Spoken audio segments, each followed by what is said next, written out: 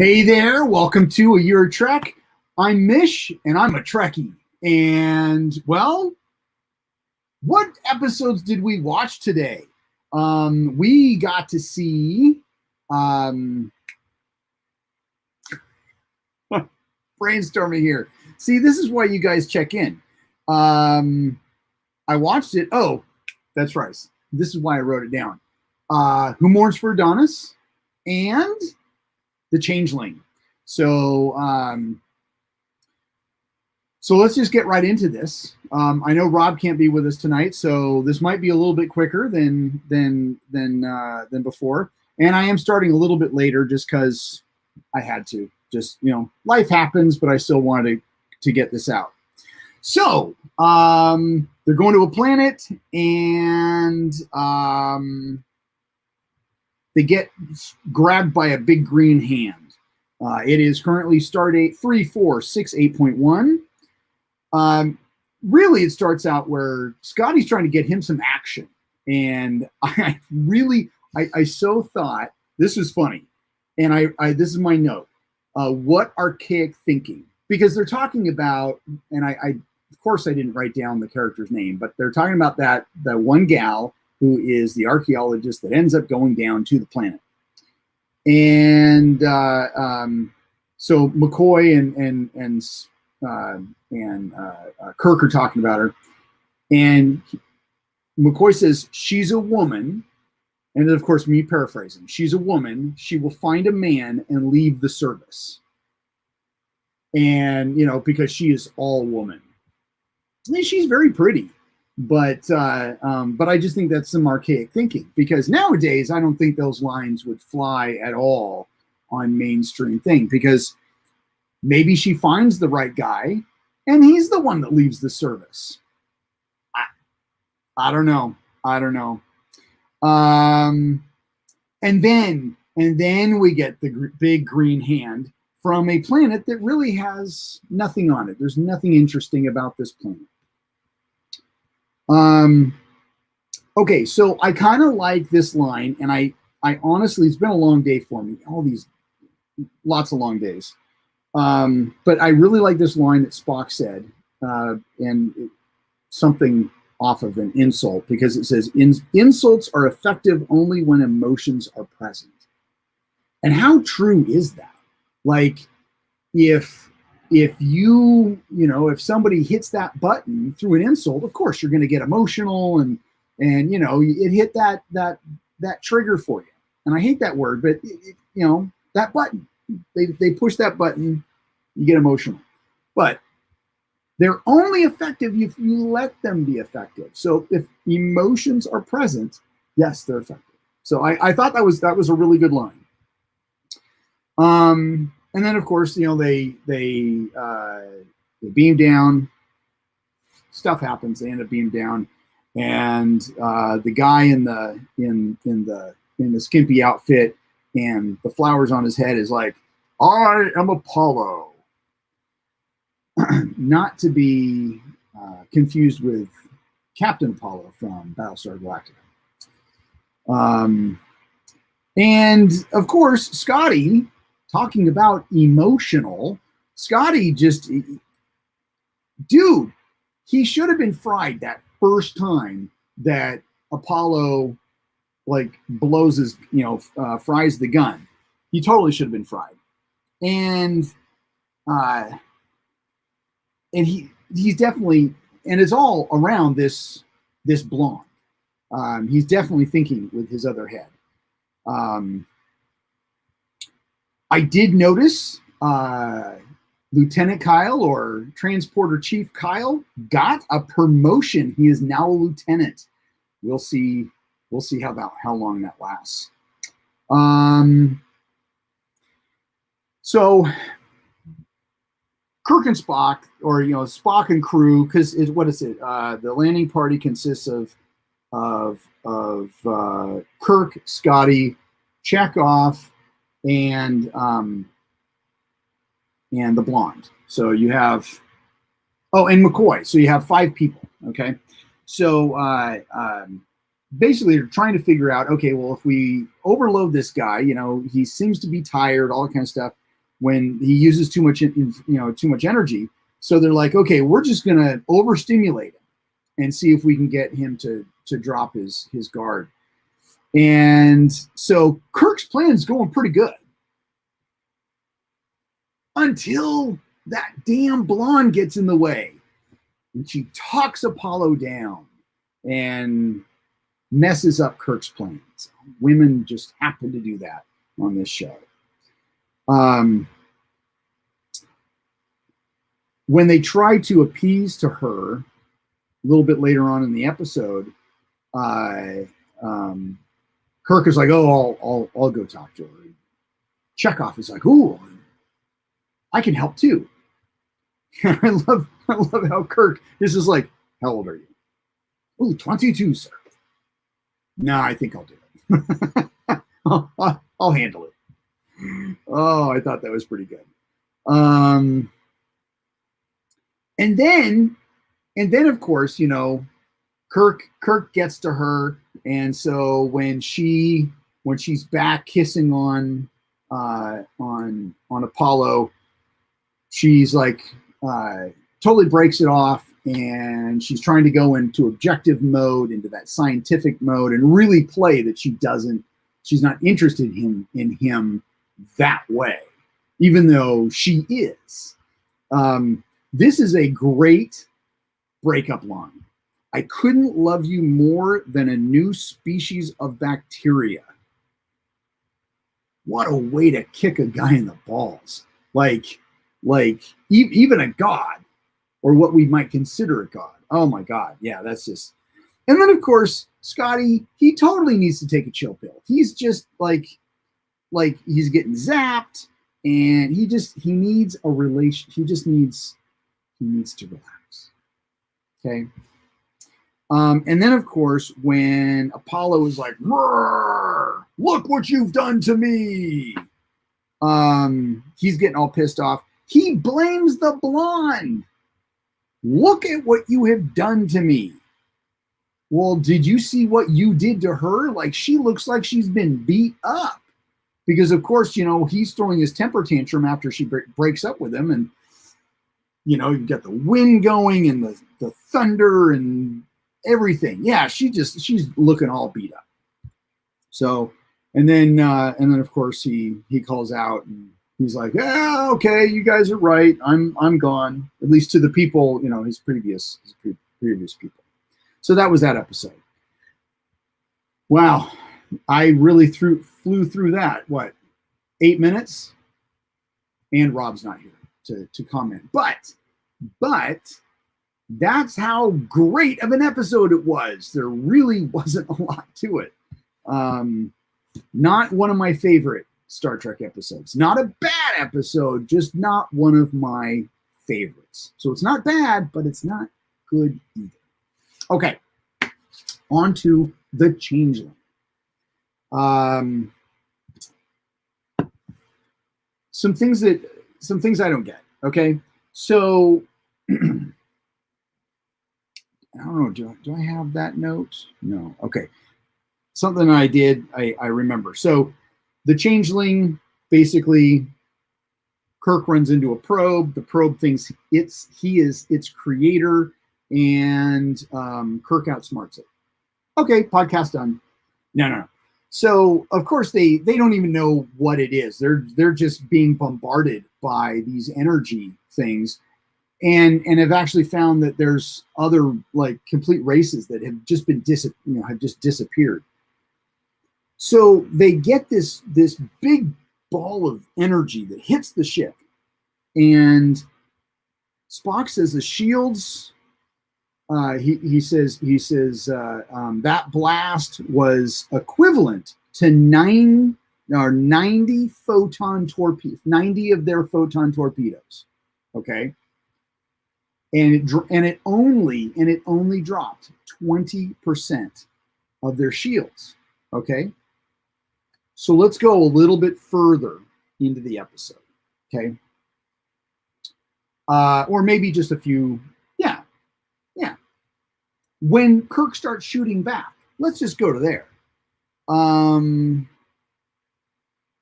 Well, I do have a question about the energy coming to them at warp 15.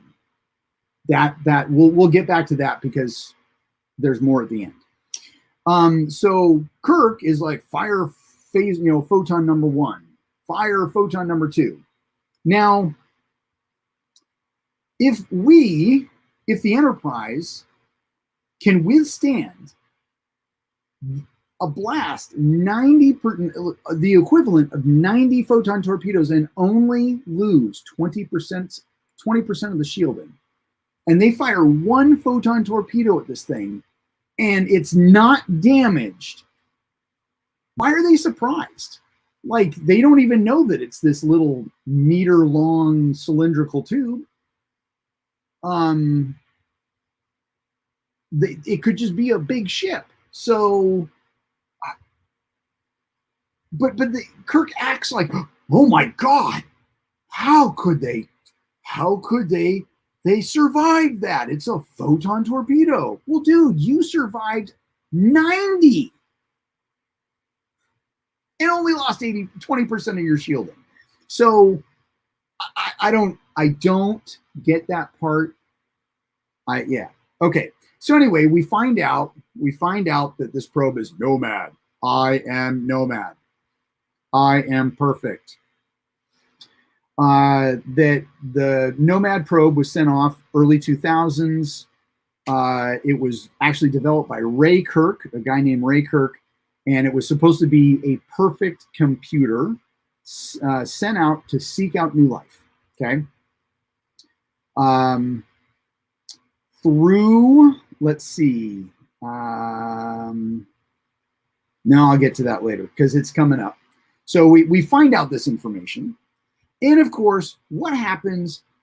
Scotty gets a little bit too emotional. It's 2 episodes in a row. And then, boom, he gets zapped. He's like, today, these 2 episodes, Scotty's really getting the shit kicked out of him. And then, of course, he dies. Can't forget that. He dies. Now, Uhura's brain is wiped because he's trying to figure out why she's singing. And it's so funny because he says that unit was illogical, and Spock is like, that unit is a woman. Okay. The obvious, that unit is a mass of conflicting impulses. No shit. Any man can tell you that women are a mass of conflicting impulses. All respect to women. I love you. I love my wife. But you got to admit, sometimes, yeah. Now, on the same thing, men can be the same way. I just thought that was funny in that moment, is that they're calling a woman a mass of conflicting impulses. Now, also, mind you, this is the 60s, so they can get away with this a little bit more. And my first thought was, like, any married man or any, we know this. Don't state the obvious. Now we find out that Uhura cannot be fixed. Now, Scotty can be, because he was just a mechanical thing, but her mind cannot be fixed. However, it can be re-educated. So McCoy's like, I'll get right on it. And of course, we find out at the end that she's already at college level. So she's just a quick learner. Spock does a mind probe with a machine.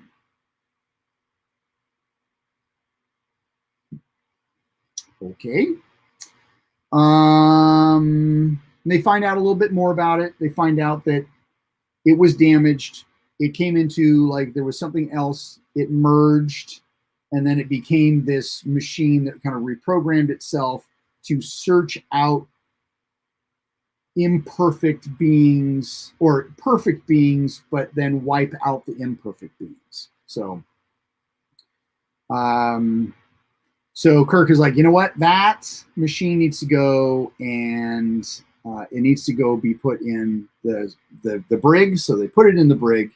Of course, it escapes. And what does security do? And they're gone. 2 security officers disappeared. Okay. Nomad makes it to the engine room and starts improving the engines. By I think he tells Kirk like by 54%. When the guy's like, "Ooh, it's warp 8, warp 9, we're at warp 10." Scotty even says, "That's impossible." Like Gene Roddenberry said, you can never reach warp 10. Now they did reach warp 10 in Voyager. Yes, I get it. But they reach warp 10, actually warp 11 in this episode, and nobody turned into a salamander. Very disappointed. Maybe going from warp 10 to warp 11 was basically, once you hit warp 11, then it reverses the whole salamander effect. I think that'll work. Yeah. And then let's see. I can't remember at what scene, but 2 more red shirts die. Like, seriously? 2 more red shirts died. So we got 4 security officers, four security gone, dead, because they tried to go pew pew, and Nomad was like, "You're gone." Now, Kirk, since Captain Kirk, our wonderful Captain Kirk, has the power, he has the power to talk a computer into destroying itself. Like, this is Kirk's skill. He did it with Landru. He did it with he did it with Nomad. Let's see. No, he didn't do it tomorrow. The whole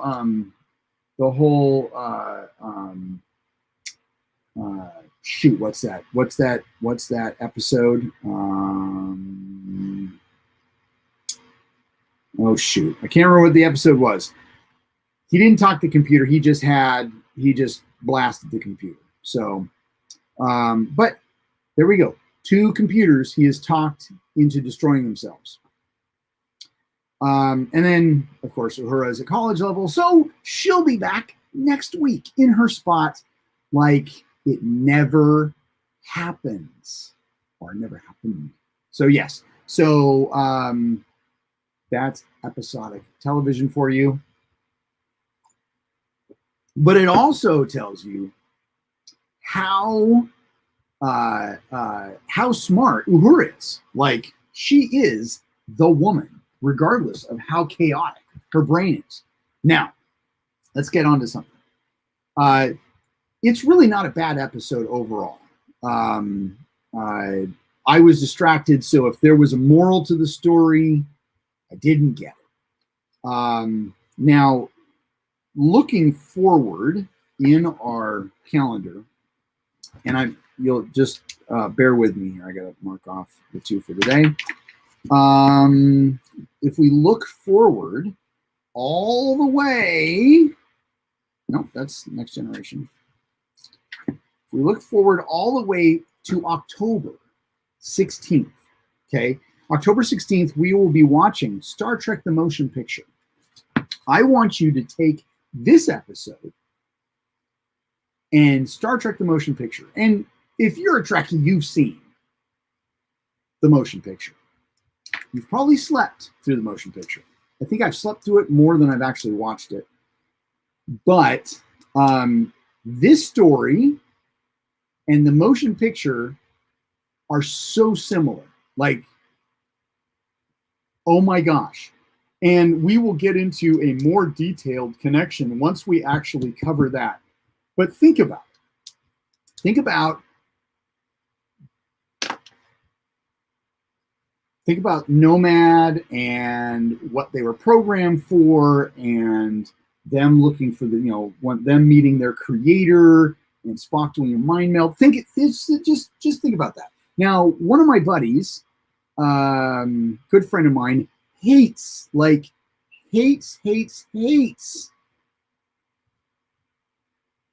the hell? Sorry, it was just noise out there. Hates the motion picture. Cannot stand it because he says it's just like the Changeling. Exactly like the Changeling. After watching the Changeling today and remembering what motion pictures like, I might consider it more that the motion picture is kind of like Never Say Never Again and Thunderball, because they're the same story. It's just Thunderball was better. The only good thing, well, they both had Sean Connery in them, so can't say one was better than the other. But again, Thunderball was better. All right, so that is all for today's episode. I know it was quicker than expected. Tomorrow,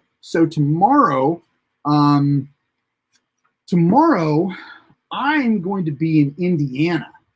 So I still plan on doing a podcast because tomorrow is Mirror Mirror and the Apple, and I would love to talk about both. Not that I have a lot to talk about because it's been a while since I've seen these episodes, but I still want to do it if I can. It'll be most likely, and I scheduled this, it'll be 6 p.m. Pacific, 9 p.m.